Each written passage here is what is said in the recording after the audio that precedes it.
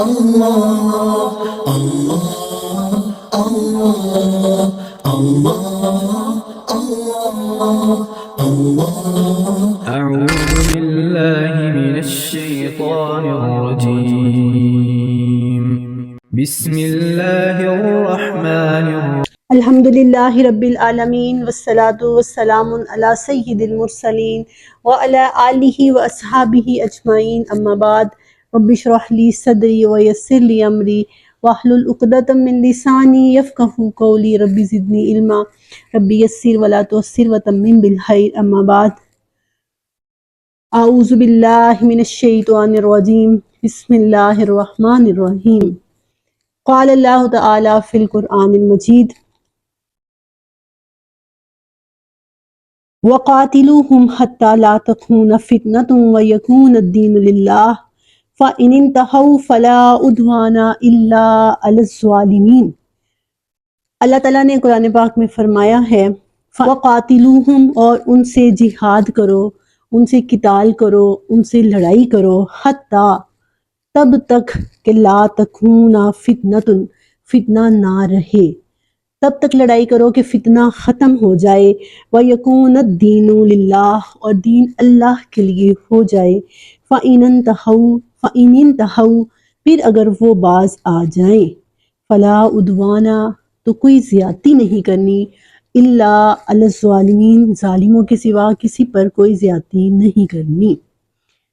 میں نے آپ کے سامنے سورۃ بقرہ کی آیت نمبر 193 تلاوت کی ہے۔ میں اپنے پروگرام مارننگ ود قرآن کے سیگمنٹ 1 ورس 1 ڈے، روز کی ایک آیت سمجھنے کا جو سلسلہ ہم نے شروع کیا ہوا ہے، اس میں آپ کو خوش آمدید کہتی ہوں اور اللہ رب العزت کی بارگاہ میں دعا گو ہوں کہ اللہ تعالی ہمیں قرآن کو سمجھنے اور سمجھنے کے ساتھ ساتھ اس پر عمل پیرا ہونے کی توفیق عطا فرمائے، جو اصل مقصد ہے اس قرآن کے نزول کا، یہ ہماری زندگیوں کو بدل دے۔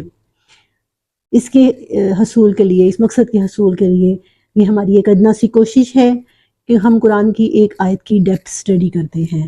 آپ لوگوں نے آیت مبارکہ سنی ہے، آیت کا ترجمہ سنا ہے، آیت نمبر 191 سے لے کے آیت نمبر 190 سے یہ ٹاپک چل رہا ہے جہاد کا، قتال کا، جس میں ہم نے بات کی فتنے پر کہ فتنہ کیا ہوتا ہے، پھر ہم نے بات کی کہ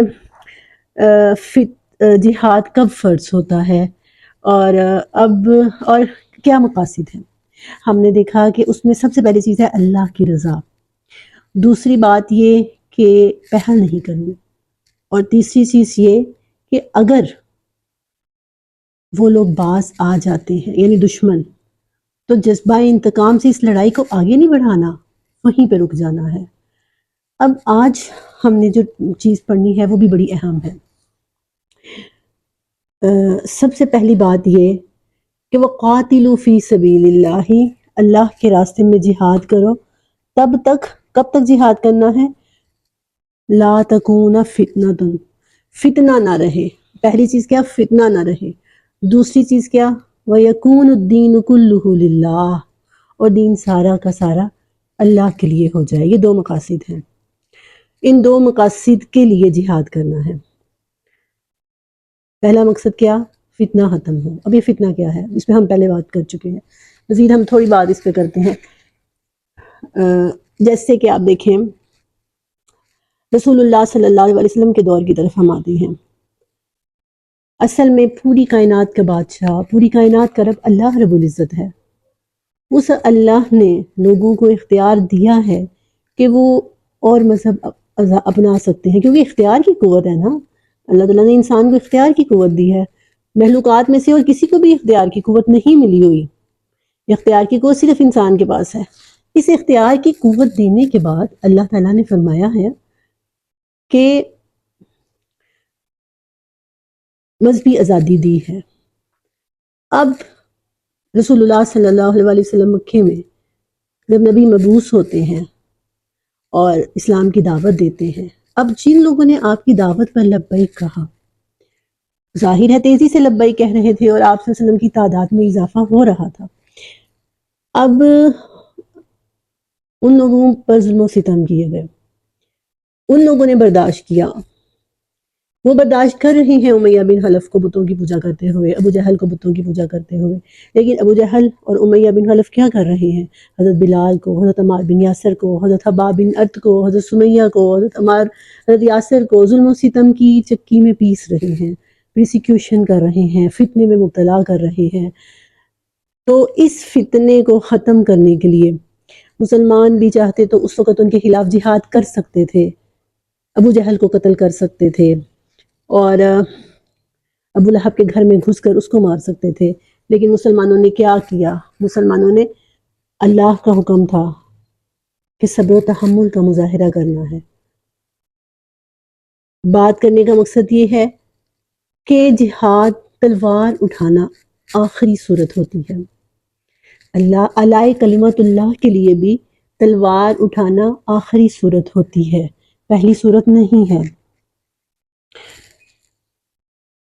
اگر اس دور مکے کے اندر ہی مسلمان تلواریں اٹھا لیتے تو پھر کیا ہونا تھا؟ اپنوں نے اپنوں کو ہی قتل کر دینا تھا، اور دین کیسے سیکھ پاتے مسلمان؟ کیا دین صرف یہی تو نہیں تھا نا کہ قتل و غارت گری شروع کر دی جائے اور صرف جو ہے وہ تلواریں اٹھا لی جائیں، بلکہ تعلیمات دی گئیں، پہلے لوگوں کی مثالیں دے کر سمجھایا گیا کہ صبر و تحمل کیجئے اور مشکلات ثابت قدمی اختیار کیجئے، یہاں تک کہ مسلمانوں کو اپنا گھر بار چھوڑنے پر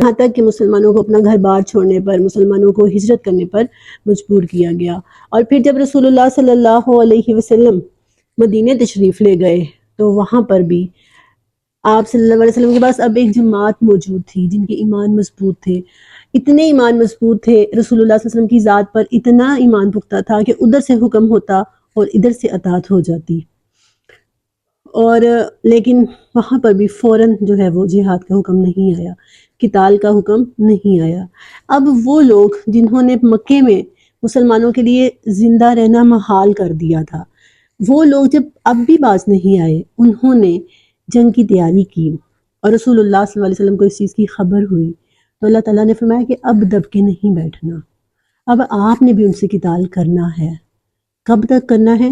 جب تک اس فتنے کا خاتمہ نہیں ہو جاتا جو مکہ میں انہوں نے پھیلا رکھا تھا۔ یہاں تک کہ آپ صلی اللہ علیہ وسلم مدینہ میں آئے نا تو آپ نے مدینہ کے یہودیوں کو بھی برداشت کیا، عیسائیوں کو بھی برداشت کیا، یعنی اسلام دوسرے مذاہب کو برداشت کرتا ہے، اور جب دوسرے مذاہب مسلمانوں کو اسلام پر عمل پیرا ہونے سے روکنے کے لیے ظلم و ستم کی انتہا کر دیتے ہیں یا ظلم و ستم شروع کرتے ہیں تو پھر جہاد کیا جائے گا۔ لیکن اس کے لیے بھی یہ نہیں ہے کہ جیسے آج ہمارے نوجوان، ہماری جنریشن، یا ہم دیکھتے ہیں کہ بہت سے لوگ دین کی سمجھ نہیں ہے، نماز 5 وقت کی نماز نہیں پڑھے لیکن جی ہم جہاد کرنے جا رہے ہیں، ہم اللہ کے راستے میں شہید ہونے جا رہے ہیں۔ اسی لیے تو رسول اللہ صلی اللہ علیہ وسلم نے فرمایا کہ افضل جہاد اپنے نفس کے خلاف ہے۔ آپ دیکھیں نا، قرآن سیکھنا اصل چیز کیا ہے؟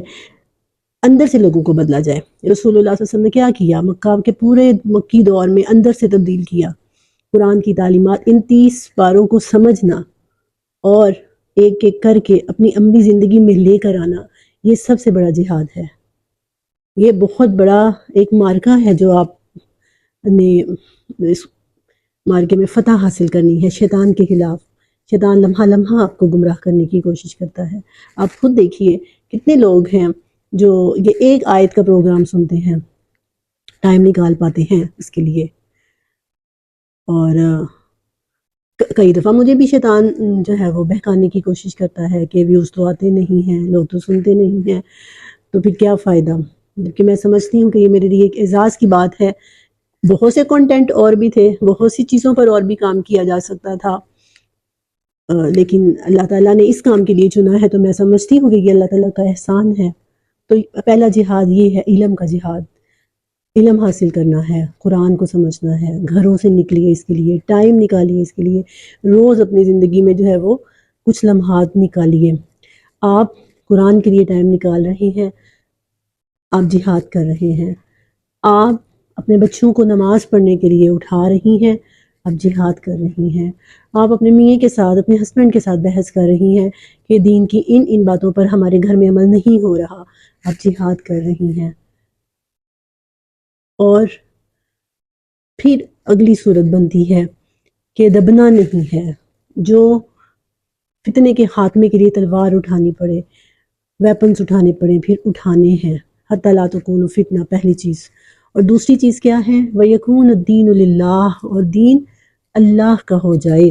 دوسری چیز یہ ہے کہ آپ دیکھیے، جیسے میں نے پہلے بات کی کہ سارے بادشاہوں کا بادشاہ اللہ رب العزت ہے، انسانی بادشاہوں کی غلامی سے نکال کر انسان کو اللہ کی غلامی میں لے کر آنا، یہ علیہ کلمۃ اللہ ہے۔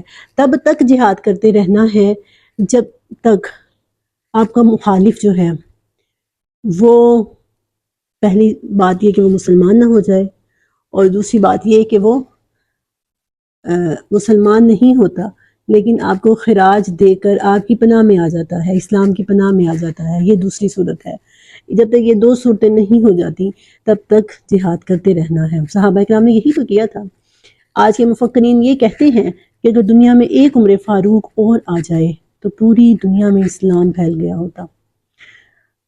میں ابھی کچھ دن پہلے پڑھ رہی تھی کہ جب رستم نے جنگ قادسیہ میں، رستم سپہ سالار تھا نا، تو جو بادشاہ تھا ایران کا یزدگرد، وہ اس کو بار بار کہہ رہا تھا کہ جاؤ اور جہاد کرو، جنگ کرو، مسلمانوں کے خلاف جنگ کرو۔ اور مسلمانوں کی فتوحات کی وجہ سے اور پھر علم نجوم رکھنے والے بہت سے نجومیوں نے رستم کے ذہن میں یہ بات بٹھا دی تھی کہ یہ ایران کی شکست کا دور شروع ہو چکا ہے، اسی لیے وہ پس و پیش کر رہا تھا، تھوڑی سستی کا شکار تھا، جنگ کرنے میں آگے نہیں بڑھ رہا تھا۔ تو وہاں پہ یزدگرد کے دربار میں حضرت ربیع رضی اللہ تعالیٰ عنہ، ربیع بن عامر جب تشریف لائے تو یزدگرد نے سوال کیا کہ تم ہمارے ملک میں کیوں آئے ہو؟ تمہیں جو چاہیے ہم تمہیں دے دیتے ہیں، لیکن تم ہم سے قتال کیوں کرنا چاہتے ہو؟ تو حضرت ربیع رضی اللہ تعالیٰ عنہ نے ان کو یہ جواب دیا کہ ہم انسانوں کو انسانوں کی غلامی سے نکال کر اللہ کی غلامی میں لانا چاہتے ہیں۔ ہم لوگ پوری دنیا پر اللہ کے دین کو نافذ کرنا چاہتے ہیں، اسی لیے جب تک مسلمان جہاد کرتے رہے ہیں، باعزت رہے ہیں، کامیاب اور کامران رہے ہیں۔ یہ تو ابھی شروع ہوا ہے نا جہاد کا حکم سورۃ بقرہ میں، آگے آپ کو پوری پوری صورتیں نظر آئیں گی، آپ کو لمبی لمبی آیات نظر آئیں گی جو کہ جہاد پر ہوں گی۔ اب آیت کے اگلے حصے میں اللہ تعالیٰ نے کیا فرمایا ہے؟ آیت کے اگلے حصے میں فرمایا کہ وَيَكُونَ الدِّينُ كُلُّهُ لِلَّهِ، دین پورے کا پورا اللہ کا ہو جائے۔